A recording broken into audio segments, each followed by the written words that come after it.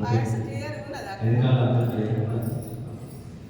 So madam చెప్పినట్టు నా పేరు సుధాకర్. నాకు 2020లో ధ్యాన పరిచయం అయింది. 2020 మార్చి వరకు అలా జీవితం నడుస్తూ ఉండేది. అంతా బాగానే ఉంది, కానీ ఒక ప్రశాంతత, ఆనందం అనేది దేంట్లో రాలేదు. డబ్బులో రాలేదు, సినిమాల్లో రాలేదు, ఫ్రెండ్స్తో పార్టీలో రాలేదు. స్విట్జర్లాండ్ వెళ్ళినా, ఏ దేశం వెళ్ళినా కానీ అనుకున్నంత తృప్తి, ఆనందం, ప్రశాంతత అయితే బయట ఎక్కడ కనిపించలేదు. ఒక విధమైన విసుగు, ఇంకేం చేయాలి, చదువు అయిపోయింది, మంచి జాబ్ ఉంది, కోవిడ్ టైం, బయటకు వెళ్ళే పరిస్థితి లేదు, లోపల మాత్రం తృప్తి లేదు. అప్పటి వరకు ఫ్రెండ్స్ నేర్చుకోవాలి, ఎంఎస్ కంప్లీట్ చేయాలి, మంచి జాబ్ చేయాలి, బయట దేశం వెళ్ళాలి, ఇట్లా కోరికలతో టైం గడిచేది. అలా కోరికల కోసం పరిగెత్తుతూ ఉండేది. బట్ ఏ కోరిక నెరవేరినా కానీ నేను అనుకున్నది లభించలేదు, అనుకున్న తృప్తి లభించలేదు. సో ఆ టైంలో నాకు మెసేజ్ రావడం వాట్సాప్లో, దాన్ని పెట్టుకుని ధ్యానం స్టార్ట్ చేయాలి. 30 నిమిషాలు ధ్యానం చేస్తున్నప్పుడు ఆలోచన వస్తుంది, కొంచెం ప్రశాంతంగా అనిపించింది. 2వ రోజు 3వ రోజు అలా ధ్యానం కంటిన్యూ అవుతూ ఉంటే నా ఆలోచనలు నేను రాదు అని ఫస్ట్ రియలైజేషన్ కలిగింది. అసలు నేను నా ఆలోచన కాదు. అప్పటి వరకు కంప్లీట్గా నేనే ఆలోచన. మైండ్ ఏది చెప్తే అది గుడ్డిగా నమ్మేవాళ్ళు. ఎట్లా ఒక పాలేరు ఒక రాజు కింద, ఒక యజమాని కింద బానిస ఎట్లా అవుతాడో ఆ విధంగా ఉన్నా అని చెప్పి ధ్యానం వచ్చిన తర్వాత అర్థమైంది. బానిస విధంగానే కోపం రమ్మంటే కోపం రావడం, అసూయ రమ్మంటే అసూయ రావడం, ఆందోళన రమ్మంటే ఆందోళన రావడం. అంటే అది ఎట్లా ఆడిస్తే అట్లా ఆడిన. అసలు నేను ఈ ఆలోచనలు కాదు, ఆలోచనలు లేకుండా నేను ఉన్నా అని ఆ 2-3 గంటల ధ్యానంలో చాలా క్లియర్గా అర్థమైపోయింది. అప్పటి నుంచి లోపల ఒక అందరి యుద్ధం స్టార్ట్ అయిపోయింది. మనసు ఒకటి చెప్తూ ఉంటుంది, బుద్ధి ఒకటి చెప్తూ ఉంటుంది. రెండింటి మధ్య ఎప్పుడు ఘర్షణ ఉంటూ ఉండేది. సాధన చేస్తూ వెళ్ళడం, జ్ఞానాన్ని మెచ్చుకుంటూ వెళ్తున్న కొద్దీ ఏది చేయాలి, ఏది చేయకూడదు, ఏది ఆలోచించాలి, ఏది ఆలోచించకూడదు, ఏది తినాలి, ఏది తినకూడదు, అట్లా శక్తి బుద్ధి పెరుగుతున్న కొద్దీ అప్పుడు మెల్లిమెల్లిగా నా మనసు పైన ఆధిపత్యం తీసుకురావడం అనేది మొదలైంది. అప్పటి వరకు జస్ట్ ఒక వ్యక్తి లాగానే ఉండేది. అప్పటి నుంచి మెల్లిమెల్లిగా కంట్రోల్ అవ్వడం స్టార్ట్ అయిపోయింది. అప్పుడు నాకు మూలాధార చక్ర దగ్గర కొంచెం వేడి పుట్టినట్టు అయింది. ఏంటి ఈ వేడి కనిపిస్తుంది, ధ్యానం చేస్తే ప్రశాంతంగా ఉండాలి, కానీ ప్రశాంతంగా ఉంది, ఆనందంగా ఉంది. ఆనందానికి పొదువే లేదు, చాలా ఆనందం, చాలా ప్రశాంతం. కాబట్టి మూలాధార దగ్గర ఏదో నాకు అప్పుడు ఈ చక్రాలు ఇవన్నీ ఏమీ తెలియదు. ఆ తర్వాత 4-5 రోజులు మళ్ళీ ధ్యానాన్ని కంటిన్యూ చేస్తే మళ్ళీ ఆ యొక్క స్వాదిష్టాల దగ్గర మళ్ళీ ఏదో లోపినట్టు, ఏదో కదులుతున్నట్టు, తర్వాత మణిపూర్ దగ్గర ఇట్లా రోజుకి గంటలు ధ్యానం చేస్తూ ఉంటే లోపల ఏదో గిలగిద్దలు తిరుగుతూ ఉన్నది. అప్పుడే చల్లగా అవుతుంది, అప్పుడే వేడిగా అవుతుంది, అప్పుడే లోపల ఏదో తిరిగేస్తుంది. ఒక్కొక్కసారి ఆందోళన అవుతుంది, ఒక్కొక్కసారి చాలా ప్రశాంతంగా అనిపిస్తుంది, అర్థం కావట్లేదు. అప్పుడప్పుడు కోపం, ఎమోషన్ వస్తున్నట్టు అనిపిస్తుంది.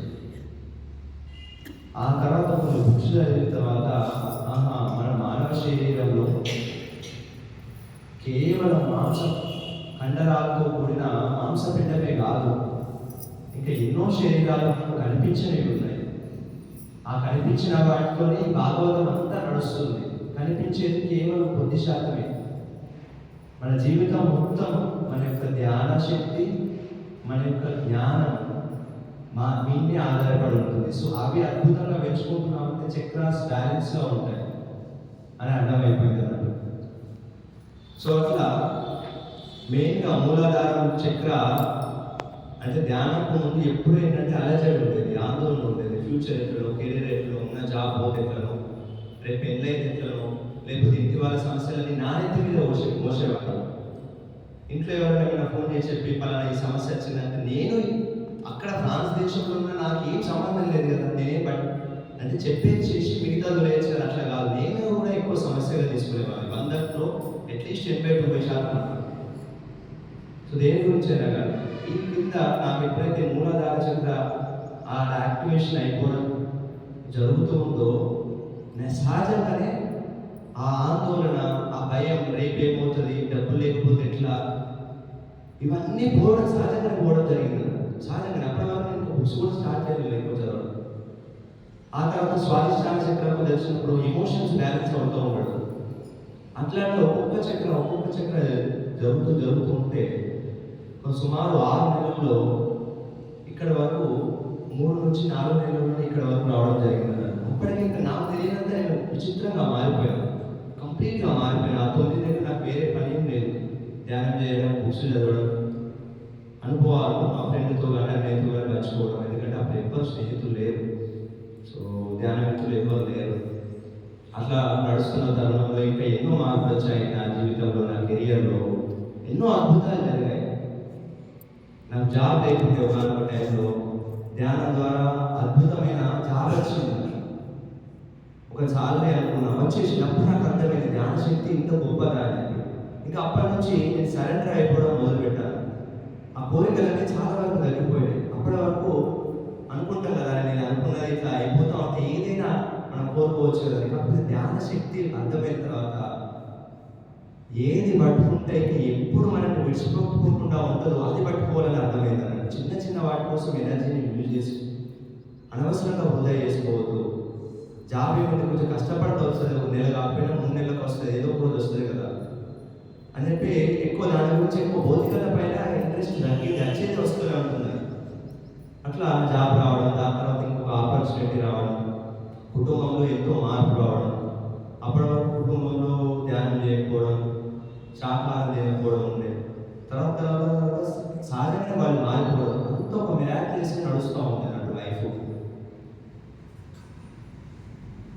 సో నా జీవితంలో వచ్చిన కొన్ని ఎక్స్పీరియన్సెస్, మరణాంతర జీవితం ఉంటుంది. మరణాంతర జీవితం లేదనుకునే జీవితం ఒక ఉంటుంది. అసలు మరణాంతర జీవితం ఉంటుంది. మరణాంతర జీవితం గురించి మనం అర్థం చేసుకుంటే భూమి మీద ఎలా జీవించాలని అర్థమవుతూ ఉంటున్నాను. ఎందుకంటే ఒకరోజు ధ్యానం చేసి పడుకున్న తర్వాత గాల్లో వెళ్తున్నా, అటు ఇటు తిరుగుతున్నా, నక్షత్రాలు కనిపిస్తున్నాయి. మళ్ళీ శరీరంలోకి వచ్చేసిన, మళ్ళీ 2 రోజులకు మళ్ళీ గాల్లో వెళ్తున్నా, మళ్ళీ నక్షత్రాలు కనిపిస్తున్నాయి. ఇంకాస్త భయంకరంగా మళ్ళీ శరీరంలోకి వచ్చేసిన. భయం ఏంటి, ఏం జరుగుతుంది, అసలు ఏం అర్థం అవుతలేదు. గాలికి తిరగడం ఏంటి, నా రూమ్లో నేను తిరగడం ఏంటి, నా రూమ్లో నేను లేకుండా, అంటే నా శరీరం లేకుండా. అప్పుడు వచ్చిన నేను శరీరంలో లేకపోయినా నేను ఉన్నాను. శరీరం అనేది జస్ట్ ఒక వెహికల్ లాంటిదని. అట్లా వచ్చిన ఎన్నో అనుభవాలు, కొన్ని వందలాది అనుభవాలు. మనం కేవలం భూలోకం మాత్రమే లేదు, కేవలం శరీరం మాత్రమే లేదు, నాకు ఎన్నో శరీరాలు, అద్భుతమైన శరీరాలు ఉన్నాయి, ఎన్నో లోకాలు ఉన్నాయి అని చెప్పి కొన్ని లోకాలు వెళ్తూ ఉన్నప్పుడు అక్కడికి వెళ్ళొచ్చిన తర్వాత అక్కడ కొద్దిసేపు ఒక 10 నిమిషాలు ఉన్నా కానీ కంప్లీట్గా బాడీ మొత్తం రీఛార్జ్ అయిపోయింది. కంప్లీట్గా ఆ ప్లేసెస్కి వెళ్తా ఉంటే ఎన్నో అనుభవాలు. దాని తర్వాత ఇంకా మరణాంతర జీవితం అసలు ఏంటి, ఎందుకు ఆ పైలోకం గురించి చాలా మంది స్వర్గం నరకం ఉంటుంది, టార్చర్ పెడతారు, నిప్పులో కాలుస్తారు, వేడి నీళ్ళలో కాలుస్తారు, ఇటువంటివి ఉంటాయి కదా. సో అప్పటి నుంచి ఇంకా కొన్ని బుక్స్ చదువుతా ఉంటే ఆ అనుభవాలు ఆల్రెడీ నాకు అనుభవపూర్వకంగా అవ్వడం. శ్రీకృష్ణుడు భగవద్గీతలో చెప్పినట్టు ఆత్మకు చావు లేదు, నీటిలో తడవదు, అగ్నిలో కాలదు, అసలు దానికి నాశనం అంటూ లేదు. ఇప్పుడు దానికి నాశనం అంటూ లేదు, అది ఒక అవినాశి అని వింటూ ఉంటాం కదా. సో అట్లా ఆస్ట్రల్ ఎక్స్పీరియన్స్ జరుగుతున్నప్పుడు ఒక గోడ ఎక్కి దుంకేది, అసలు ఏమి కాకపోయేది. ఒక చిన్న ముళ్ళు తీసుకొని కాళ్ళు కూర్చునేది, అసలు ఏమి కాకపోయేది. అంతా అలాంటి అనుభవాలు చేస్తున్నప్పుడు అసలు ఇది కదా మనం, దీనికి ఏమి కాదు, కేవలం ఒక షర్టు విప్పేస్తాం అంతే. మన శరీరం పైన ఉన్న ఇంకొక షర్టును విప్పేసి మళ్ళీ పైనకి వెళ్తాం, ఇంతే కదా అని అనుభవాలని స్పష్టంగా అర్థమైపోయింది అన్నాడు. సో లోక్సభ బుక్స్, ఎన్నో బుక్స్ నాకు చాలా క్లారిటీని ఇచ్చాయి. ఆవలి తీరని కానీ, మరణం లేని మీరు కానీ, ఇంకా ఆయన చరిత్ర, ఎన్నో బుక్స్ చాలా అద్భుతమైన నాలెడ్జ్ ఇచ్చాయన్నాడు. సో ఒక స్టోరీలోకి వెళ్దాం. సో మరణాంతర జీవితం గురించి మనకు ఎందుకు ఇప్పుడు బాగా ఉంది కదా, ఇక్కడ విషయాలు తెలుసుకుంటే సరిపోతుంది కదా. మరణాంతర జీవితం అనిపిస్తూ ఉంటుంది. కాకపోతే మనకి ఈ లోకంలో మనం రాకముందు మనం ఎంత చరిత్ర పెట్టుకొని మనం ఈ లోకంలోకి వచ్చాము, ఎంత అద్భుతంగా డిజైన్ చేసుకొని వచ్చాము. సో ఆ మూల కారణం ఏంది, ఈ సమస్యలు ఎందుకు వస్తున్నాయి, ఇటువంటి తల్లిదండ్రులు ఎందుకు పెంచుకున్నాము, ఇటువంటి సంబంధ బాధ్యతల వల్ల ఎందుకు సమస్యలు వస్తున్నాయి, ఇవన్నీ మనం సృష్టించుకునే అని మనకు ఒక క్లారిటీ వస్తూ ఉంటుంది. అప్పుడు నిందించడం తగ్గుతుంది, జడ్జ్ చేయడం తగ్గిపోతుంది. We create our own reality, నా వాస్తవానికి నేనే సృష్టి చేసుకుంటున్నానని అర్థమవుతూ ఉంటుంది. సో లోక్సభ రాంప చాలా మంది తెలిసే ఉంటుంది. ఆయన ఒక గ్రేట్ డిబేటింగ్ మాస్టర్. అతను తాడేతోనో ఎన్నో అద్భుతమైన లోకాలను దర్శించి అద్భుతమైన గ్రంథాలు బయటపెట్టింది అన్నాడు. సో ఒక మాలి గ్రూబర్ అనే ఒక వ్యక్తి ఉంటాడు. ఆ వ్యక్తి రోడ్డు మీద చెత్త ఎత్తుతూ ఉంటాడు. రోజు చెత్త ఎత్తు ఉంటే ఒక బీద పర్సన్, ఆ తర్వాత ఒక పాప నదిలో పడుతుంది. అది పాప నదిలో పడిపోయింది కదా, ఆమెను కాపాడాలని పరిగెత్తుకుంటూ వచ్చి జంప్ చేస్తాడు.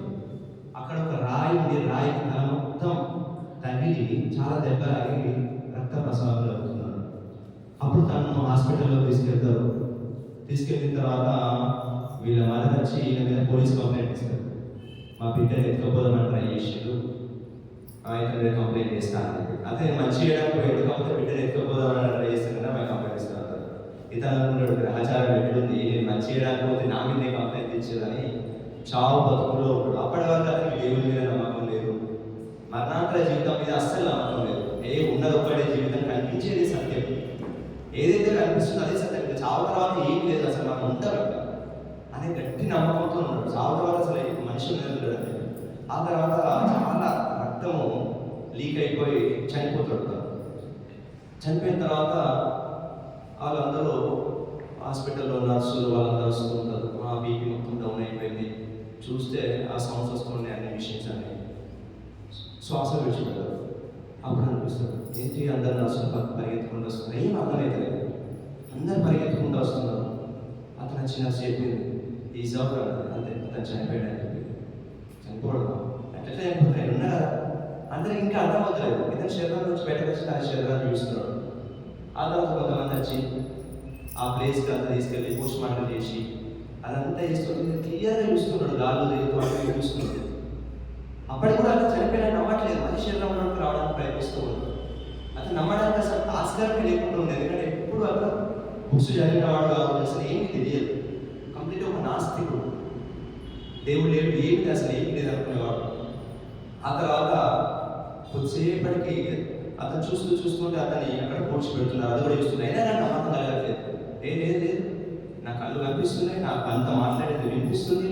అక్కడ అందరూ వాళ్ళు బీదవాడు కాబట్టి కొన్ని డబ్బులు కలెక్ట్ చేసి ఒక $250 కలెక్ట్ చేసి ఆ యొక్క కార్యక్రమాలు చేయడానికి అక్కడ వేరే వాళ్ళని అడుగుతున్నారు. అంతా క్లియర్గా కనిపిస్తున్నారు. కబడ్డీ ఉన్నాడు, ఇంకా నమ్మకం కలగట్లేదు. అసలు ఏంటి వీళ్ళందరూ పిచ్చోళ్ళ, నన్ను బతికి ఉన్నా కదా, నన్ను ఎట్లా చేస్తూ అని అసలు చూస్తూ ఉంటాడు. పైనుంచి వేరే ఒక ఎరుపు డబ్బాలు ఎరుకున్నట్టు ఉంటుంది అన్నమాట. ఇటు ముందుకు వెళ్ళాడు, అటు వెనక్కి వెళ్ళాడు. అసలు అట్లా ఒక ఆందోళనగా ఇరుక్కపోయి ఉంటాడు ఆయన. అప్పుడు తనకు గుర్తొస్తుంది ఆయన.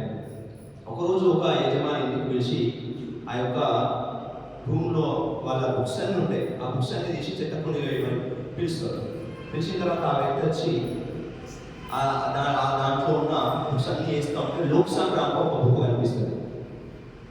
మరణం తర్వాత కూడా జీవితం ఉంటుంది, మరణం తర్వాత కూడా మనం బతికే ఉంటాం, మళ్ళీ మనం ప్రణాళిక చేసుకొని భూమి మీదకి వస్తాం అని చెప్పి క్లియర్గా ఉంటుంది. అతను మొత్తం చదవడు, సరే ఇది బాగా ఉపయోగపడుతుంది అని చెప్పి పెట్టుకుంటాడు. ఆ బుక్ చిన్న బుక్ పెట్టుకొని రాత్రి తెచ్చుకొని ఒక బీరు తెచ్చుకొని మందు తాగుతూ ఒక 4 పేజీలు చదువుతాడు, ఒక 2-3 పేజీలు చదువుతాడు. నువ్వు దేని మీద విశ్వాసం కలిగి ఉండాలి, దేని మీద విశ్వాసం లేకపోతే నువ్వు వెనుకపోతావు. అంటే నేను గుడ్డిగా నమ్మని చెప్తాను, దేని మీద ఒక నమ్మకం ఉండాలి, అయితే నీ మీద కంప్లీట్గా, లేదంటే ఇంకో దాని మీద, లేకపోతే నువ్వు వెనుకపోతావు అని చెప్పి ఆ బుక్ వస్తుంది. అసలు లోక్సభ అని చెప్పింది నిజం. గుడ్డిగా నేను జీవితం ఉండదు, చనిపోయిన తర్వాత అసలు మరణం తర్వాత ఏమి ఉండదు అనుకున్నా, ఆయన చెప్పింది సత్యమే. సరే ఇప్పుడు ఏమో వేయాలి అంటే, సరే చనిపోయిన తర్వాత జీవితం ఉంటుందా అనే క్వశ్చన్ రాగానే అక్కడ నుంచి ఒక వాయిస్ వినిపిస్తుంది, నువ్వు పైనకి రావడానికి సాయం చేస్తామని. మళ్ళీ ఏదైనా అన్నం కలుగుతుంది, ఏదంటే వాళ్ళకి మన చనిపోయిన తర్వాత మళ్ళీ జీవితం ఉండదు. మళ్ళీ అప్పటి వరకు మనం ఏదైతే బలంగా నమ్ముతుందో దాన్ని ఎంత ఈజీగా నమ్మలేదు. ఏదైతే నమ్మకాలు లేకపోవడం అంతే ఈజీ కాదు. ఆ తర్వాత మళ్ళీ నేను అనుకుంటాడు నిజంగానే చావు ఉందేమో అనుకునేసరికి రోక్షం రామని చెప్తాడు, మరణాంతర జీవితం తర్వాత చావు ఉంటుంది.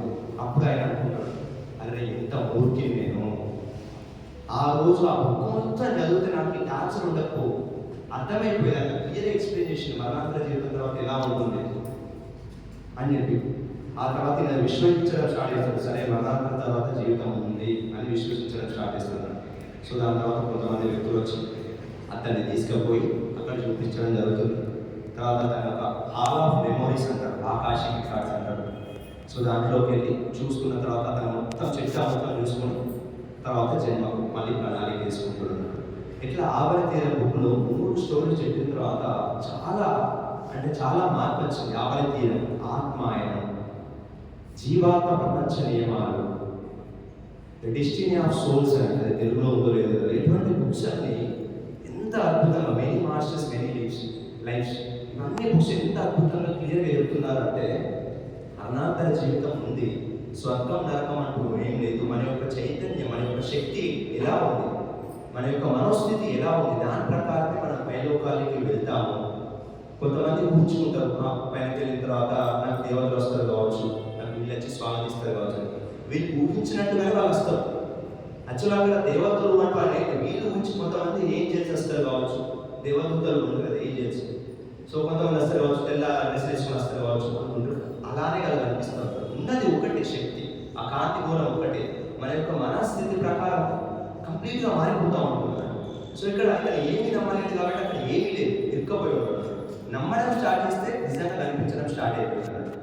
సో ఇట్లా ఇంకొక స్టోరీలో షార్ట్ కట్లో చెప్తే, అతని పేరు హాలీవుడ్. అతను చనిపోతాడు. అతను ఒక బిజినెస్ మ్యాన్, మంచి డబ్బులు ఉంటాయి, అంతా ఉంటాయి, బిజినెస్ మ్యాన్. దాని తర్వాత అతను ఏం ఫీలింగ్ చేస్తాడంటే చనిపోయిన తర్వాత స్వర్గంలో పోతాడు. నార్మల్గా ఎవరైనా చనిపోయిన తర్వాత స్వర్గస్థుడు అయితే అనుకుంటున్నారు. ఎవరు చూస్తారు స్వర్గస్థుడు అయితే? ఎలా స్వర్గస్థులు అయితే? అందరూ స్వర్గస్థులు అయితే మరి ఎలా ఉండాలని స్వర్గస్థులు అయితే మరి ఇంత నేర్చుకోవడం ఎంత అవసరం లేదు కదా. సో స్వర్గస్థులు అవుతున్నారని అనుకుంటున్నాం, స్వర్గస్థులు నిజంగా అవుతున్నారు. సో ఈ వ్యక్తి బాగా నమ్మినాడు స్వర్గంలోకి వెళ్తా అని చెప్పి, హాగి అనే వ్యక్తి. ఆ తర్వాత ఇతను నమ్మినట్టుగా ఇతను చనిపోయిన తర్వాత కొంతమంది దేవతలు వస్తారు. ఆ నారాయణ స్వర్గరూపంలాగా కనిపిస్తూ ఉంటుంది. అక్కడ మొత్తం ఎలా అయితే స్వర్గంలో ఉంటుందో అలాగే కనిపిస్తూ ఉంటుంది. ఆ తర్వాత కొద్దిసేపటికి అతనికి ఇంకా తృప్తి ఉండదు. స్వర్గంలో లేదు, ఎందుకంటే భూమినే ఉంది, ఒక రూమ్లో ఇస్తారు, అంత బాగా లేదు అనుకుంటా ఉంటాడు. ఆ అనుకున్నది అతనికి రియలైజేషన్ కలుగుతూ ఉంటుంది. అసలు ఇది స్వర్గం కాదు అని చుట్టుపక్కల వాళ్ళు ఎక్కడ స్టార్ట్ చేస్తారు, ఇది స్వర్గం కాదు, ఇంకా ఇది పైలోకాల్లో ఉంటుంది, ఇంకా ఈస్ట్ లోకం ఉంటుంది, మనం మధ్యమ స్థాయి లోకంలో ఉన్నాము. నువ్వు దేవతలు వస్తారని ఊహించుకున్నావు, దేవతలు వచ్చారు, దేవతలాగా కనిపించే వాళ్ళు వచ్చారు, అంతే, నువ్వు వెళ్ళు భూమిలోకి వెళ్ళు అని చెప్పబోతుంటే అక్కడ వాళ్ళ డాడీ కనిపిస్తాను.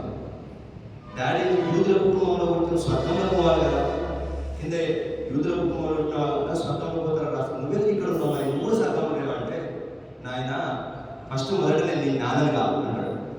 ఏంది నువ్వు నాన్నని కావేంది, భూమి మీద నాన్ననే అంటే అది భూమి మీద పోయే జన్మలో నీకు నేను కొడుకు ఉన్నా, అంతకుముందు జన్మలో నీకు నేను భర్త ఉన్నా, నువ్వు మళ్ళీ నన్ను నాన్న వీళ్ళకి నాకు అసహ్యం అంటాడు తండ్రి.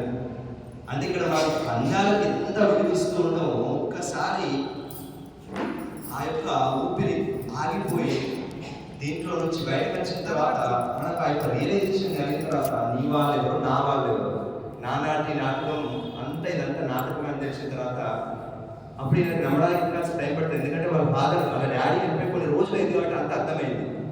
భూలోకంలో ఉండేది అంత నాటకం, మేము ఇక్కడ పని మీద అంటే ఇక్కడ ట్రైనింగ్ తీసుకొని మళ్ళీ భూమి మీదకి వెళ్తామని చెప్పి, ఆ తర్వాత మళ్ళీ అతను ఆకాశిక చూసుకొని మళ్ళీ జన్మ ప్రాణం చేసుకుంటాడు. అంటే మొదటి కేసులో ఏది నమ్మని వ్యక్తి, అసలు దేవుడే లేడు, దైవత్వమే లేదు, చావు తర్వాత జీవితం లేదు అనే వ్యక్తికి అంతా ఏమీ లేకుండానే కనిపించింది. విశ్వసించినప్పుడు మెల్లమెల్లగా రియలైజేషన్ అయింది. ఇక్కడ దేవుడు ఉంటాడు అనుకునే వాళ్ళకి దేవుడులాగా కనిపిస్తున్నారు, మన చిత్రగుప్తుడు ఉంటాడు, ఒక యముడు ఉంటాడు, అంటే నిజంగానే ఆ శక్తి అలా ఒక సృష్టిస్తుంది. అంతే, అది ఒక మాయాలో ఎలా కావాలంటే అలా సృష్టి జరుగుతుంది మన ఆలోచనలతోనే. అక్కడ కొంతమంది ఇక్కడ బాగా ఇప్పుడు మందు బానిస ఉంది, మందు తాగాలనే వ్యసనం ఉన్న వాళ్ళు అక్కడ పోయిన తర్వాత ఒక టేబుల్ అనేది తీసుకుని వాళ్ళు మందు తాగినట్టు ఊహించుకుంటారు.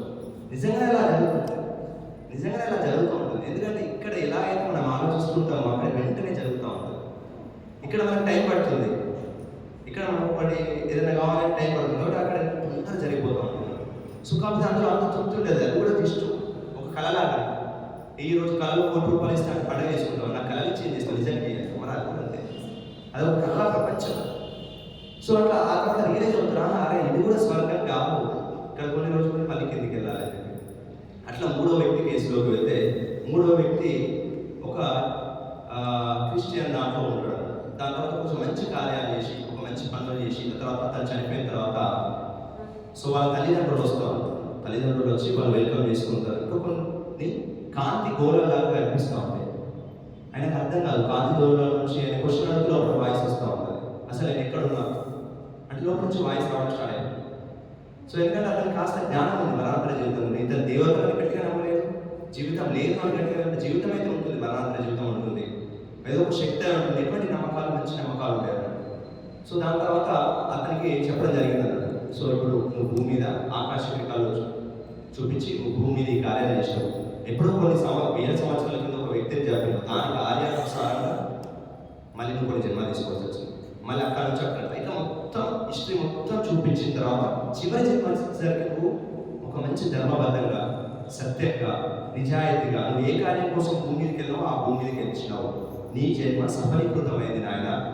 ఇప్పుడు నువ్వు ఈ హాల్లో నుంచి బయటకు వచ్చేటప్పుడు నీ శరీరం మాయమైపోయి నువ్వు మాలాగే కాంతి గోళంగా అవుతావు, నువ్వు ఒక పూర్ణాత్మగా అవుతావు, కో క్రియేటర్గా అవుతావు అని అక్కడ చెప్తా ఉంటున్నాడు. చెప్తా ఉంటే మరి మా అమ్మ నాన్న అయిపోయినారు కదా, వాళ్ళు ఏడరు అయిపోతా అంటే వాళ్ళు ఏం ఏడరు, వాళ్ళు కూడా కొన్ని రోజులు వాళ్ళు వస్తారు, నువ్వు ఏ బాధపడకుండా వీళ్ళు ఎంతనే రియలైజ్ అవుతారు. అవునా సరే పోదాం.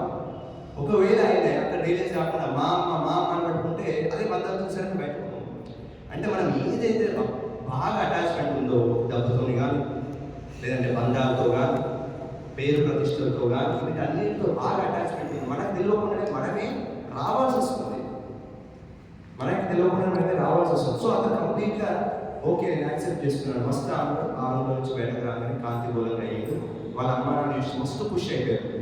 అబ్బా నా కొడుకు కో క్రియేటర్ అయ్యాడు, ఒక పూర్ణాత్మ అయ్యాడు, శక్తివంతుడయ్యాడు, తన జన్మలన్నీ సఫలీకృతం చేసుకున్నాడు. మేము మళ్ళీ జన్మ తీసుకొని మళ్ళీ నేను ఆయనలాగా అవుతామని వాళ్ళ కొడుకులు రియలైజ్ అవుతూ ఉంటున్నాను. సో ఈ స్టోరీలో మనం అంతా బాగా అర్థం చేసుకుంటే కొన్ని సంవత్సరాలలో ఈ శరీరం పోతుంది, మనం కొనుక్కున్న బంగారాలు చీరలు ఇవన్నీ పోతాయి, పేరు ప్రతిష్ట ఇవి కూడా పోతాయి, కొడుకులు అమ్మ అన్న వీళ్ళందరూ పోయి తర్వాత మనం ఒక్కరమే పెరుగుతాం. ఆ తర్వాత ఒక్క క్వశ్చన్ ఉంటుంది, నీ జన్మ స్వార్థకత చేసుకున్నావా? చేసుకున్న 10 కోట్లు సంపాదించిన కదా. మళ్ళీ క్వశ్చన్, నీ జన్మను స్వార్థకత చేసుకున్నావా? 10 మంది పిల్లలు కదా. అది కాదు, నీ జన్మను స్వార్థకత నేర్చుకున్నావా? భూమి మీదకి వచ్చే ముందు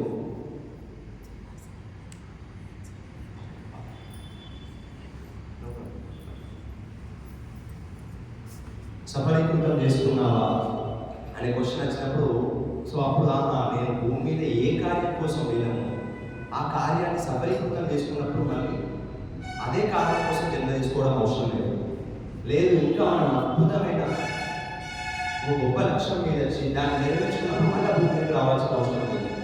సో ఇక్కడ ఇటువంటి ఎన్నో బుక్స్ ద్వారా మనకి ఎప్పుడొకటి మనం ఒక ఆత్మ భూమి అనేది ఒక పాఠశాల, ఈ పాఠశాలలో ఉన్న వాళ్ళందరూ పాత్రదారులే, ఈ పాత్రదారులకు సూత్రధారిని నేనే, కనిపించే వాళ్ళను అందరినీ సృష్టించుకుంది నేనే అని మనం ఎప్పుడు ఆ లోకం నుంచి రియలైజేషన్ కలిగినప్పుడు అది వస్తూ ఉన్నప్పుడే పోతూ ఉంటుంది అన్నమాట. ఒకరు మన కుటుంబంలోకి వస్తూ ఉన్నప్పుడే వాళ్ళు శాశ్వతంగా కాదనగా అంటే దేని పట్ల అయినా కానీ ఆ యొక్క సమదృష్టి మనలో కలుగుతూ ఉంటున్నాడు. లేకపోతే మనకు తెలియకుండానే ఇదే మాయలో వచ్చినప్పుడు ఆనందపడతాం, చాలా సంతోషపడుతూ ఉంటాం. వచ్చింది పోయినప్పుడు మళ్ళీ బాధపడుతూ కుంగిపోతూ ఉంటారు. వచ్చినప్పుడు సంతోషం, పోయినప్పుడు బాధ, ఇదే జరుగుతూ ఉంటాం. సో నేను నా శరీరాన్ని కాదు, ఈలో నా యొక్క జన్మ లక్ష్యం వచ్చేసరికి ఇది మన జన్మ లక్ష్యం ఏంటో మనం పరిపూర్ణంగా అర్థమవుతున్నప్పుడు ఆ జన్మ లక్ష్యానికి సంబంధించినప్పుడు మనకు చాలా డీప్ సాటిస్ఫాక్షన్ కలుగుతూ ఉంటుంది, తృప్తి కలుగుతూ ఉంటుంది. అప్పటి వరకు చిన్న వాటి కూడా తృప్తి కలిగినట్టే కలుగుతుంది, మళ్ళీ వెళ్తూనే ఉంటుంది.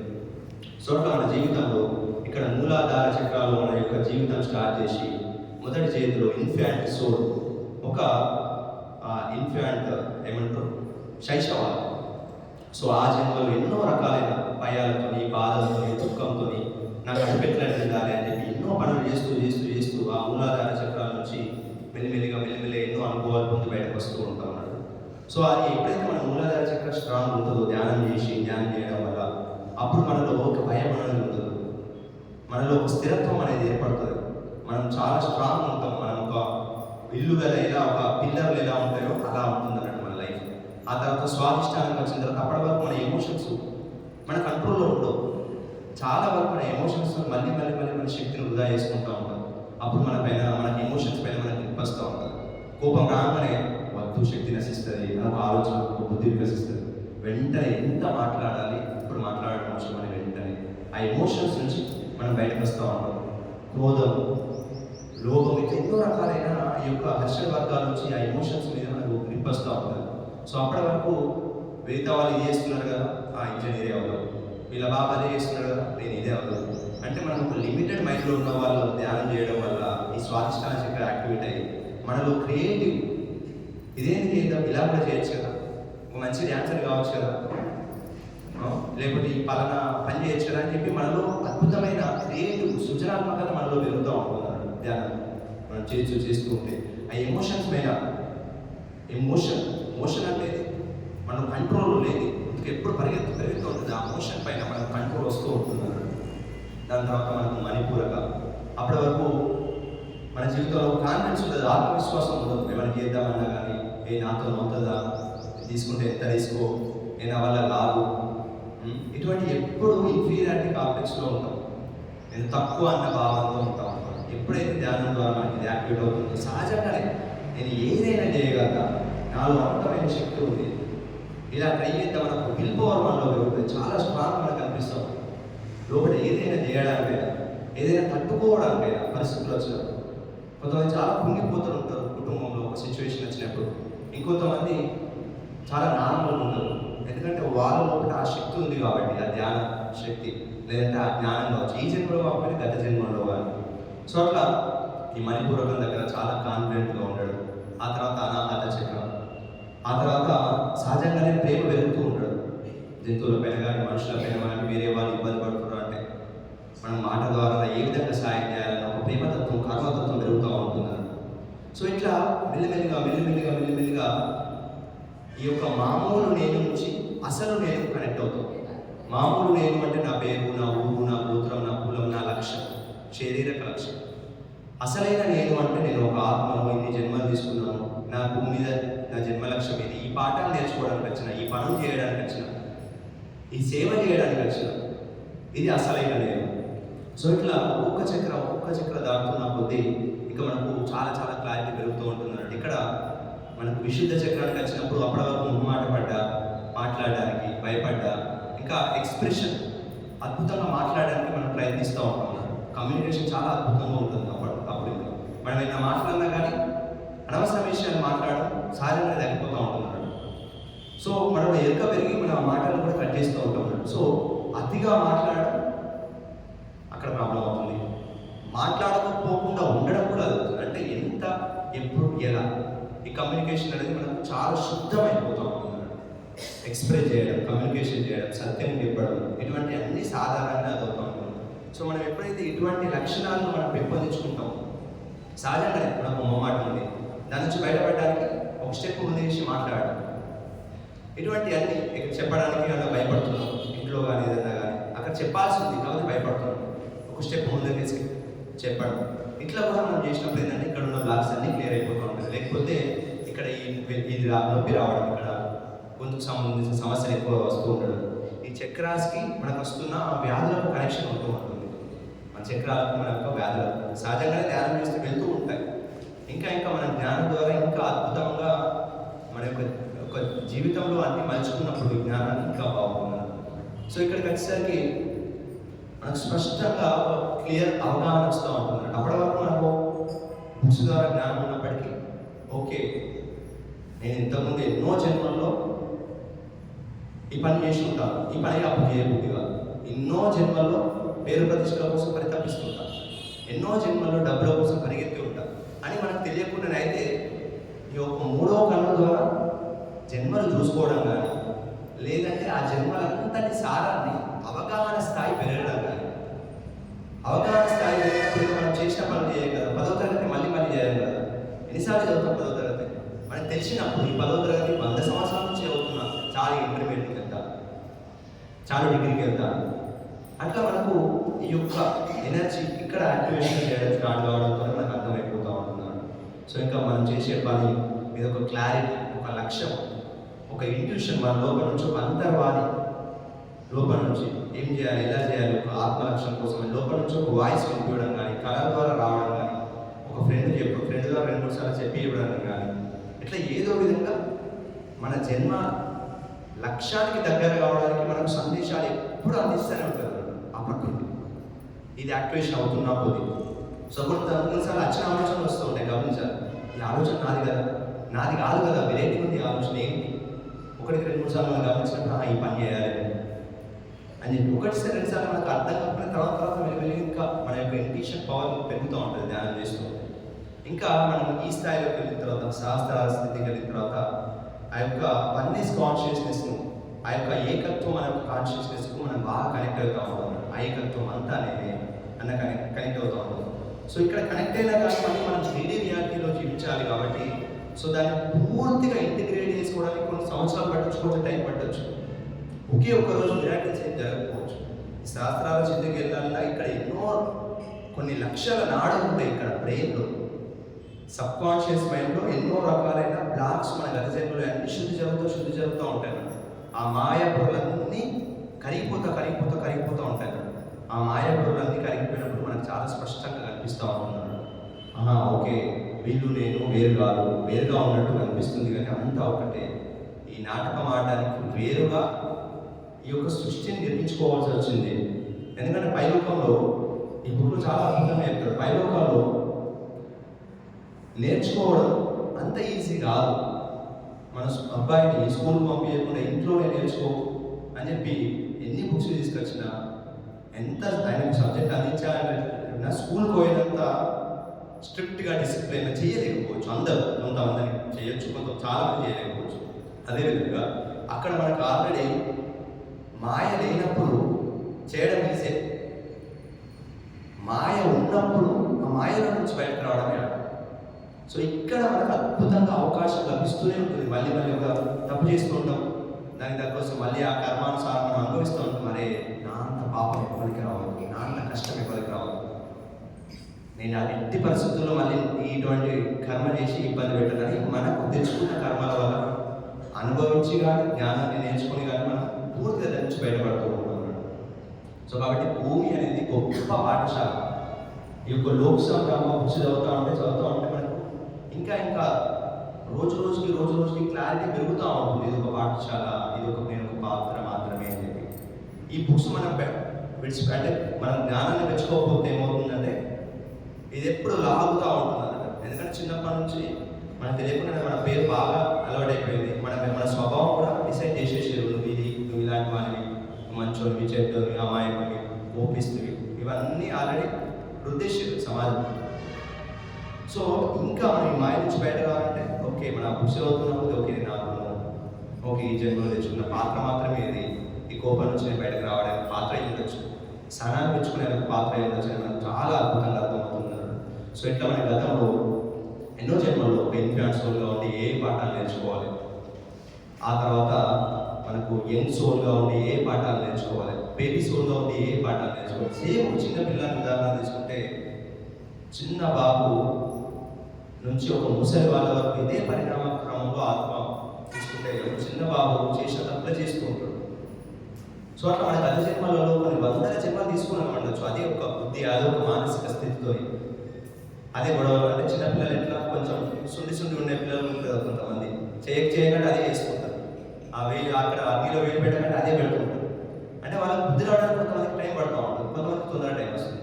సో కాబట్టి మన కుటుంబంలో కూడా వాళ్ళు బేబీ సోల్ అయి ఉండొచ్చు, ఇన్ఫాంట్ సోల్ అయి ఉండొచ్చు, యంగ్ సోల్ అయి ఉండొచ్చు, మెచ్యూర్ సోల్ అయి ఉండొచ్చు, ఓల్డ్ సోల్ అయి ఉండొచ్చు. ట్రాన్స్జెండర్ సోల్ అయి ఉండొచ్చు. వాళ్ళు ఎందుకు మళ్ళీ చెప్పింది అలానే చేస్తున్నారని చెప్పినట్టు వింటలేదు అంటే వాళ్ళు బేబీస్. ఇంకొక 2 సంవత్సరాలు పెట్టచ్చు, లేదా ఇంకో 2 జన్మలు పెట్టచ్చు, వాళ్ళకి తెలియదు. వాళ్ళు ఎప్పుడు మారడానికి సిద్ధంగా ఉంటారో అప్పుడే మారుతారు. సో అందుకే మనం వీళ్ళందరినీ చూసేటప్పుడు మనం ఈ యొక్క పరంపరలో మనం చూడడం స్టార్ట్ చేస్తాం. మనం ఫస్ట్ యాక్సెప్ట్ చేయడం స్టార్ట్ చేస్తాం. సో ఎందుకంటే మనకు తెలియకుండానే మన కోరికలు మనం కంటే మన చుట్టుపక్కల ఉన్న వాళ్ళే మంచుకుంటే సరిపోతుంది. నా వైఫ్ మంచుకుంటే సరిపోతుంది, నా భర్త మంచుకుంటే సరిపోతుంది, పిల్లలు మంచుకుంటే సరిపోతుంది, మనవాళ్ళు మంచుకుంటే సరిపోతుంది, లేదా ఇలా చేస్తే మంచిగా ఉంటుంది, నాకేమైనా పర్లేదు, నేను ఉండకపోతే వాళ్ళు మంచుకుంటే కాదు. బట్ రియాలిటీకి వాళ్ళ కోసం మనం రాలే, వాళ్ళ కోసం వాళ్ళు వచ్చారు, మన కోసం మనం వచ్చారు. సో వాళ్ళు ఇంకొన్ని రోజులు పట్టవచ్చు, మనం చెప్పే చేత పోలేదు అని అట్లా. తర్వాత బేబీ సోల్కి వచ్చిన తర్వాత కొన్ని పాఠాలు, ఆ యంగ్ సోల్కి వచ్చిన తర్వాత ఇట్లా పవర్. ఇప్పుడు యూత్ అంటే ఎట్లుంటారు, ఒక పవర్తో ఉంటారు. నాకు వాళ్ళు ఏదైనా డిజైర్ సాధించుకోవాలి, ఇది చేయాలి అది చేయాలి అని ఒక పవర్లో పరిగెత్తుతూ ఉంటారు. సో ఇప్పుడు వాళ్ళకి వచ్చి మనం ధ్యానం చెప్పినప్పుడు వాళ్ళు సిల్లిగా అనిపిస్తుంది. ఇక్కడ నేను ఎవరినో తెలుసా, నేను ఇప్పుడు సర్పంచ్కి ఎలక్షన్లో వేస్తున్నా, లేకపోతే నేను ఎమ్మెల్యేగా వేస్తున్నా, లేకపోతే నేను ఒక మేనేజర్ ఈ కంపెనీలో అంటే వాళ్ళు ఆ పవర్ కోసం పరిగెత్తు ఉంటారు. ఆ జన్మలో ఉంటారు. ఆ పవర్ నుంచి కూడా బయటకు రావాలంటే మనకి కొన్ని జన్మలు, ఇట్లా మన డబ్బుల కోసం కొన్ని జన్మలు, ఫుడ్ కోసం, ఆహారం కోసం కొన్ని జన్మలు, ఆ తర్వాత ప్రేమ, ఎమోషన్స్ కోసం, నా వాళ్ళు నువ్వు లేకపోతే నేను లేను, ఇద్దరం కలిసి చనిపోదాం, మళ్ళీ తిరిగి కొడతాం అంటే ఇట్లా కూడా ఎన్నో జన్మలు. వల్ల నువ్వు ఉంటేనే నేను ఇంకా, లేకపోతే లేదు. ఇట్లా ఎమోషన్స్ కోసం, ఉద్రేకాలతో, ఎమోషన్స్తో, అవి మంచి ఎమోషన్స్ కానీ పాజిటివ్ కానీ నెగిటివ్ కానీ, ఆ ఎమోషన్స్ కోసం మళ్ళీ ఎన్నో జన్మలు. దాని తర్వాత పేరు ప్రతిష్టలు. సో ఎట్లా చేసి ఇప్పుడు నేను ఎమ్మెల్యే కావాలి, ఆ కోరిక నెరవేరకపోతే మళ్ళీ వచ్చే జన్మలు మళ్ళీ ఆ పవర్ కోసం, అక్కడ నెరవేరకపోతే ఇంకో పవర్ కోసం, ఎమ్మెల్యే అయిన తర్వాత నేను ఈసారి ఎంపీ కావాలి అంటే ఒక్కొక్క స్థాయి నుంచి కోరిక పెరుగుతూ ఉంటుంది. అన్నీ వచ్చిన తర్వాత కూడా ఒక పిఎంఐ లాస్ట్కు దిగిన తర్వాత కూడా అది ఇవన్నీ పొందినా కానీ నాకు ఏం లాభం లేదు, డబ్బులు ఉన్నాయి, పేరు ప్రతిష్టలు ఇప్పుడు పోయినాయి, అందరు మెచ్చుకున్నారు, 10 ఉండగా గుర్తు తిడుతున్నారు, ఇట్లా చేసినాం అట్లా చేసినాం. సో ఈ పేరు ప్రతిష్టలో కూడా ఏం లేదు కదా, ఈ బంధంలో కూడా ఏం లేదు కదా. హస్బెండ్ మంచోడు అన్నారు, నేను పోగానే నా ఫోటో ఎత్తేసారు, మంచి పని అయితే అనుకున్నారు, కొడుకులు సంబరంగా అనుకున్నారు. అరే నాటకం అంతా, ఈ జీవితం అంతా నాటకమే కదా అని చెప్పి అక్కడికి వెళ్ళిన తర్వాత రియలైజేషన్ వస్తుంది. అనవసరంగా వీని కోసం ఇంత సంపాదించింది, ఇంత కష్టపడి శ్రమ చూసి రెడ్ కలర్ వరకు కష్టపడితే కనీసం శ్మశాన వాటికి రాకుండా రాలేదు, దీనికోసం అని సంపాదించిన ఒక రియలైజేషన్ అక్కడ దొరుకుతుంది. కాబట్టి మళ్ళీ భూమి మీదకి వస్తాడు కదా, కొత్త రియలైజేషన్. ఆ రియలైజేషన్ మళ్ళీ భూమి మీద ఆచరించాలి కదా. మళ్ళీ ఇక్కడ నుంచి తర్వాత మళ్ళీ నా కొడుకు ఇది ఇలా జన్మలు ఆడుతున్నప్పుడు మన యొక్క ఆత్మ స్థితి, అంటే ఆత్మస్థితి ఎలా ఉంటుంది, మన యొక్క స్థితి పెరుగుతూ ఉంటుంది, ఆత్మతో కనెక్ట్ అవుతూ ఉంటుంది. వీళ్ళు కూడా అంతా మాయనే, భార్య మాయనే, భర్త మాయనే, పిల్లలు మాయనే, నా యొక్క ధర్మం చేసి దాని నుంచి రిటైర్ కావాలి. ఆ రిటైర్ అయిన తర్వాత కూడా ఆలోచిస్తున్నామంటే మళ్ళీ అదే అవుతారు అని చెప్పి ఇట్లా బంధాల నుంచి బయటపడుతున్నాం, ఎక్కువ డబ్బుల నుంచి బయటపడుతున్నాం, పేరు ప్రతిష్టల నుంచి బయటపడుతున్నాం. ఆ తర్వాత నువ్వే నాకు దిక్కు, నాకు ఏం అవసరం లేదు, నువ్వే దిక్కు అని భక్తి మార్గంలో ఇంకేం లేదు, చేసిన తప్పులు మళ్ళీ చేస్తూ నువ్వే నాకు దిక్కు, నువ్వు నాకు క్షమించాలి, ఇన్ని పాపాలు చేసినా నీకు ఇన్ని ముడుపులు కడతా, ఇన్ని కోరికలు 10,000 రూపాయలు వేస్తా, నువ్వే చూసుకోవాలి తండ్రి వచ్చేస్తాయి, నీకు ఇన్ని విల్లమెంట్స్ పెడతా తండ్రి వచ్చేస్తాయి. మళ్ళీ మన యొక్క ఆలోచనలు మన ఆలోచనలు మారకపోతే మన బుద్ధులు మారకపోతే మన యొక్క రోగాలు, కర్మలు మారు. అంటే ధ్యానం చేస్తూ అవగాహన స్థాయి పెరిగి ఆలోచనలు మారుతూ ఉంటాయి. మన యొక్క ఎమోషన్స్ పట్ల ఉద్రిక్తత తగ్గుతూ ఉంటుంది. ఆలోచనల పట్ల కంట్రోల్ వచ్చి ఎమోషన్స్ పట్ల ఉద్రిక్తత తగ్గుతున్నప్పుడు మనలో ఆ కర్మలు కూడా చాలా స్పష్టంగా స్వకర్మలు చేయడం మొదలు పెడతా ఉంటాం. మనలో గుణాలు పెరుగుతూ ఉంటాయి.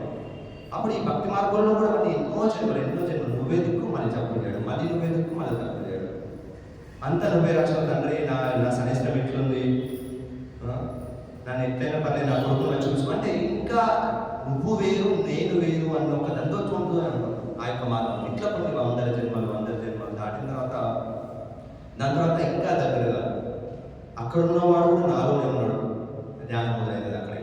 ఈ భక్తి మార్గం నుంచి వెళ్ళాలి. ఇప్పుడు మనందరికీ మనం క్లాస్ కొడుతున్నాం సార్ అందరికీ.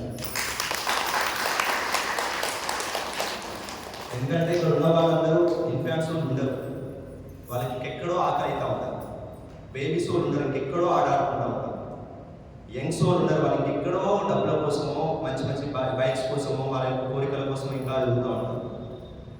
మెచ్యూర్ సోల్స్ కూడా ఉంటారు, ఎందుకంటే వాళ్ళు ఇంకా భక్తి మార్గంలోనే మెచ్యూర్ అవుతారు, మంచి మార్గంలో ఉంటారు, ఇంకా డిపెండెంట్గా ఉంటారు. ఇక్కడికి వచ్చిన వాళ్ళందరూ ఓల్డ్ సోల్స్, మనందరికీ మన మ్యాప్స్ అందరం ఇవన్నీ జన్మలు దాటిన తర్వాతనే ఈ ధ్యానం అనేది చెవులో పడి ఇంకేదో ఉంది అని మనం ఇక్కడ అందరం ఉన్నామన్నాడు. అక్కడ ఇంకా ధ్యానం మొదలవుతుంది. ఇంకా బండలో ఉన్నవాడు, గుడిలో ఉన్నవాడు, చెట్టులో ఉన్నవాడు, నీలో ఉన్నాడు, లోపలికి వెళ్ళు అని పత్రిక స్టార్ట్ చేసి ఇంకా శ్వాస మీద ధ్యాస. ఆ శ్వాస మీద ధ్యాస ద్వారా పెట్టి శ్వాస మీద ధ్యాస పెడుతూ ఉంటే వస్తుంటాయి, అన్ని ఆలోచనలు వస్తుంటాయి, భ్రమలు వస్తుంటాయి, అన్ని కట్ చేస్తూ ఉంటే లాస్ట్ ఒకటి మిగులుతుంది కదా. అక్కడ మిగిలింది అనడానికి కూడా ఇంకేమీ లేదు. ఇక్కడ అంత స్పష్టమైన ఒక ప్యూర్ కాన్షియస్నెస్, శుద్ధ చైతన్యం అలా ఉండిపోతాం. అంతే, పేరు మాయమైంది, ఊరు మాయమైంది, మన చరిత్ర మొత్తం మాయమైంది. గతము లేదు, భవిష్యత్తు లేదు, అడగడానికి అడిగేవారు లేదు, వినేవారు లేదు, చూసేవారు లేదు, చూసబడేది లేదు, ఏది లేదు, ఒక్కటే ఉంది, ఒక కాన్షియస్నెస్, ఒక చైతన్యం, శుద్ధ చైతన్యం. అక్కడ అది నేను అని చెప్పి ఇంకా ధ్యాన లోతులోకి వెళ్తున్నప్పుడు ఆ చైతన్యం లోతులోకి ఇంకా కనెక్ట్ అవుతా ఉంటాం. ఎప్పుడైతే అదంతా కనెక్ట్ అయ్యి నేను ఆత్మను, నేను చైతన్యాన్ని అని సంపూర్ణమైన ఎరగగలిగి మనలో చేస్తున్న ప్రతి పని, మాట్లాడుతున్న ప్రతి మాట, ఆలోచిస్తున్న ప్రతి ఆలోచన, ప్రతి ఒక్కటి ఆ చైతన్యంలో మెల్లమెల్లిగా ఎక్స్ప్రెస్ అవుతున్నప్పుడు అప్పుడు మనకు అర్థమైంది నేను శరీరాన్ని కాదు అని. ఇంకా ఈ నాటకంలో ఇదంతా మనం పాత్ర వహిస్తున్నామని రెగ్యులర్ జీవితంలో వస్తుంది. అప్పటి వరకు మాయకుంటూనే ఉంటుంది. ఇక్కడ వరకు వెళ్ళిన తర్వాత కూడా ఇంకా మళ్ళీ అప్ అండ్ డౌన్స్ శుద్ధి జరుగుతూ ఉంటుంది. ఎందుకంటే గత జన్మ సంవత్సరాలు మనం ఈ జన్మలో పూర్తి చేసుకునే అన్ని, సో ఇవన్నీ శుద్ధి జరిగే క్రమంలో అప్ అండ్ డౌన్స్ ఉంటూ ఉంటాయి. అంటే పైనకి వెళ్ళడం, కింద పడడం ఉంటూ ఉంటుంది. ఇంకా దాని తర్వాత కంప్లీట్గా ఏదో ఒక రోజు మనం అంతా మూల చైతన్యంతో అంటే ఏకత్వంలో మనం ఆస్వాదిస్తున్నప్పుడు ఇంకా ఈ కర్మలు నుంచి బయటపడతాం, కర్మ చక్రం నుంచి బయటపడతాం, ఈ బంధాల నుంచి బయటపడతాం, ఈ బాధల నుంచి బయటపడతాం. సమస్యలు ఉండొచ్చు, కానీ చూసేవాళ్ళు ఉంటాం, చేసేవాడిని చూస్తూ ఉంటాం, ఆలోచించేవాడిని చూస్తూ ఉంటాం, మాట్లాడేవాడిని చూస్తూ ఉంటాం. ఇంకా బయట ఎవరో మన జీవితంలో ఇలా జరగడానికి కారణం ఏంటంటే ఇంకా బ్లేమింగ్ ఆపదు. ఇక్కడ ఆలోచన జరుగుతుంది, ఇక్కడ సృష్టి జరుగుతుంది, ఇక్కడ ఆలోచన జరుగుతుంది, ఇక్కడ పని జరుగుతుంది, ఇక్కడ ఆలోచన జరుగుతుంది, పలానా వ్యక్తులు వస్తున్నారు, అంతా నా ఆలోచన నుంచి జరుగుతుంది అన్న ఒక స్ఫూర్ణ కలుగుతుంది. అప్పటి వరకు ఇప్పుడు ఈ రోజు సుమారు 50,000 ఆలోచనలు ఆలోచించారు. అలా చాలా నెగిటివ్ ఆలోచనలు కూడా ఆలోచించవచ్చు కదా. సో మనకు తెలియదు కదా, అయ్యి నేను ఆలోచించలేదు, ఇంకా నా జీవితంలోకి ఇంకెందుకు వచ్చింది అంటే మనకు తెలియకుండానే మనకి ఎన్నో రకాలైన నకారాత్మకమైన ఆలోచిస్తూ ఉన్నాం కాబట్టి మనకి ఈ జీవితంలో వచ్చింది. అది కూడా క్రమానుసారం ఉండొచ్చు, కొంత మన ఆలోచనతో మన యొక్క రియాలిటీ మనం క్రియేట్ చేస్తూ ఉన్నాం. సో అట్లా మనం మెయిన్గా శ్వాస మీద ధ్యాస పెట్టి గంటల ధ్యానం చేస్తూ ఉండడం. అద్భుతమైన బుక్స్ ప్రతిరోజు ఖచ్చితంగా చదువుకుండాలి. చదువు రాని వాళ్ళు యూట్యూబ్లోకి వెళ్ళి ఒక బుక్ సెలెక్ట్ చేసుకొని ఆత్మాయనం ఆడియో బుక్ మన తెలుగులో కొట్టినా కానీ రోజు ఒక వీడియో వింటూ ఉండాలి. దానివల్ల రోజు మనం ఈ యొక్క బ్రేక్ ఆహారం పెట్టుకున్న మెల్లమెల్లగా కొత్త బ్రేక్, ఆ పాత సిస్టమ్ అంతా బ్రేక్ అయిపోతుంది, ఆ బిలీఫ్ సిస్టమ్ అంతా బ్రేక్ అయిపోతుంది.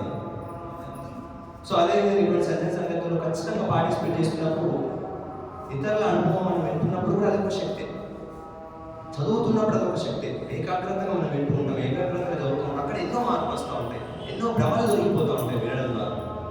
ఆశంకరాచారం చెప్పినప్పుడు ఈ లోకంలో అయినా ఏ లోకంలో అయినా కానీ సజ్జన సాంగత్యానికి మించింది లేదని చెప్పడానికి అంత ప్రాముఖ్యత ఎందుకు ఇచ్చిందంటే అంత మార్పు జరుగుతూ ఉంటుంది కాబట్టి.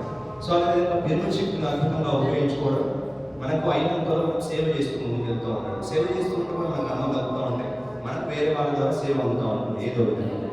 సో పిరమిడ్ శక్తి చాలా అద్భుతమైన శక్తి. ఒక్క నిమిషంలో నేను ఫినిష్ చేస్తాను.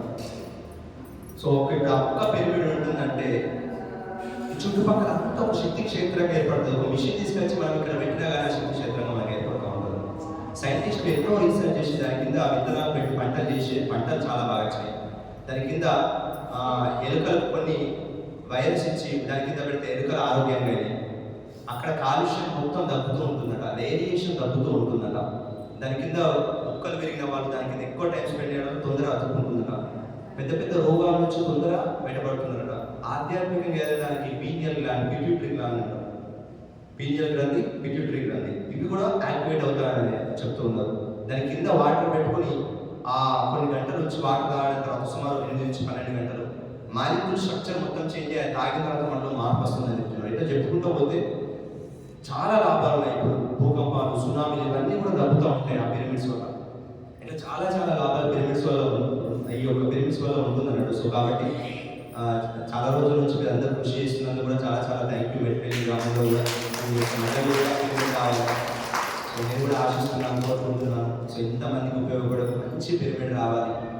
సో అది ఇక్కడ ఉన్న ఈ సిటీ ప్రజలందరికీ ఉపయోగకరంగా ఉండాలి అని. సో ఇంత మంచి అవకాశం ఇచ్చిన మీ అందరికీ, బ్రహ్మశ్రీ పత్రిజీకి, రామాదేవి మేడంకి, సురేష్ మాస్టర్ అందరికీ హృదయపూర్వకంగా కృతజ్ఞతలు. సో ఇవన్నీ విషయాలు మీతో పంచుకుంటున్నానంటే నేను ఇంకా నేర్చుకుంటున్నాను. నేను మళ్ళీ చెప్తూ ఉండడం వల్ల నాకు మళ్ళీ రిపీట్ అవుతుంది. నేను ఇంకా లోతుల్లోకి వెళ్ళి ఇంకా సరి చేసుకోవడానికి వచ్చిన ఒక అవకాశం.